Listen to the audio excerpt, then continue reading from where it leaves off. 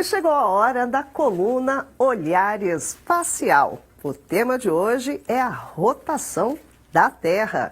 Vamos lá com Marcelo Zurita.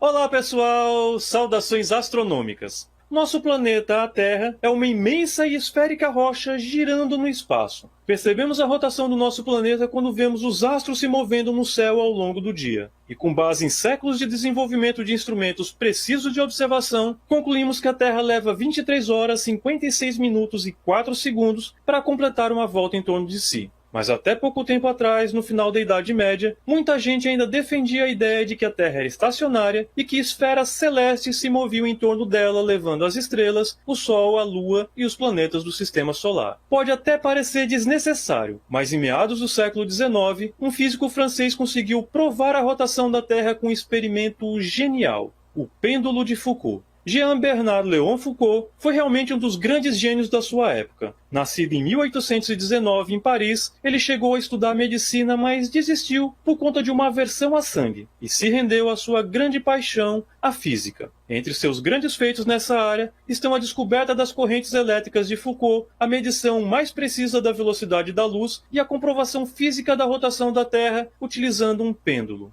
Mas como isso seria possível? Bom, o experimento de Foucault foi desenvolvido graças a uma fundamentação apresentada por um outro francês, o engenheiro e matemático Gustave Gaspard Coriolis. Em 1835, Coriolis definiu matematicamente uma força que age sobre um corpo em movimento num sistema não inercial em rotação. Imagine, por exemplo, um disco de vinil em rotação em uma vitrola. Se uma pequena formiga andar sobre esse disco da borda em direção ao centro, ela sentirá uma força extra no mesmo sentido de rotação do disco. Já se ela se afastar do centro, sentirá uma força no sentido contrário ao de rotação. Essa é a chamada força de Coriolis, e na verdade é uma pseudo-força, já que ela é uma parcela da força inercial de um corpo. Enfim, essa força pode ser percebida facilmente no movimento de rodopio de uma bailarina. Quando ela contrai os seus braços, aproximando-os do centro de rotação, a força de Coriolis aumenta a velocidade angular da bailarina, fazendo com que ela gire mais rápido. E por ser uma pessoa genial, Foucault percebeu que se a Terra está em rotação, então um corpo em movimento em sua superfície estaria sujeito à força de Coriolis. E de fato, hoje sabemos que é graças à força de Coriolis que os ventos de uma tempestade giram no sentido anti-horário no hemisfério norte e no sentido horário no hemisfério sul. Ela também provoca pequenos desvios em balas de canhão atiradas a longas distâncias, e Foucault imaginou que ela poderia ser percebida também sobre um pêndulo comprido e pesado o suficiente para que essa força pudesse ser medida e comprovada.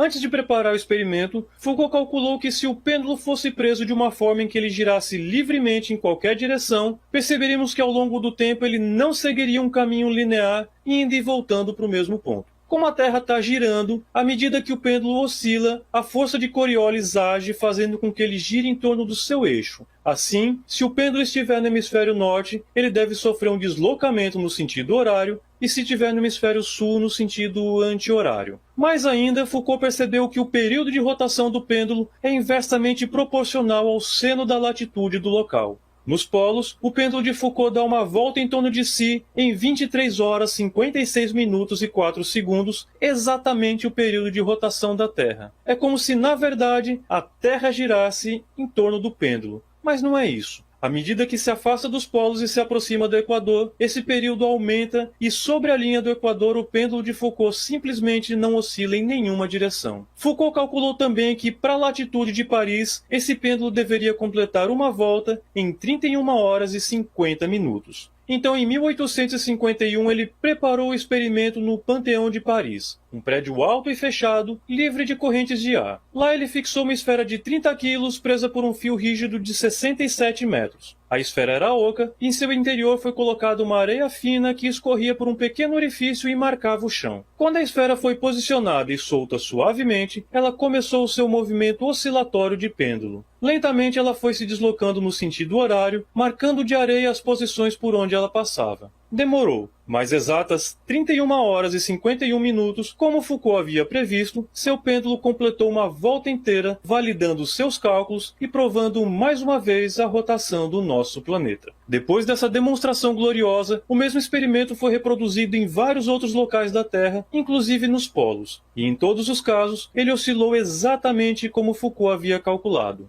O pêndulo de Foucault é um experimento extremamente simples e genial, que foi capaz de demonstrar a rotação da Terra 100 anos antes de qualquer viagem espacial. Bons céus a todos e até a próxima!